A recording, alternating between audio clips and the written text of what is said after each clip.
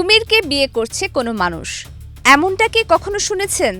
শুনতে অবাক লাগলেও এই কাজটি করেছেন মেক্সিকোর এক শহরের মেয়র ড্যানিয়েল গুতিয়েরেজ। বিয়ের কোণে কুমিরটির নাম রাখা হয়েছে আনা সিনথিয়া।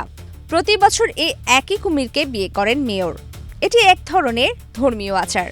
এই বিয়ের মাধ্যমে মূলত প্রকৃতির কাছে ভালো ফসল ও বৃষ্টির প্রার্থনা করা হয়।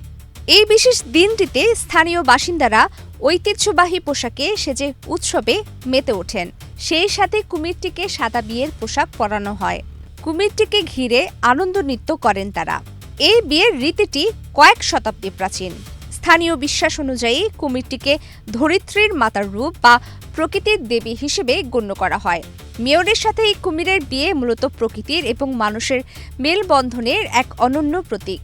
বিয়ের আনুষ্ঠানিকতা শেষে মেয়র কুমিরটির মাথায় আদর করে চুমু খান এবং নিজ শহরের মঙ্গল কামনা করেন।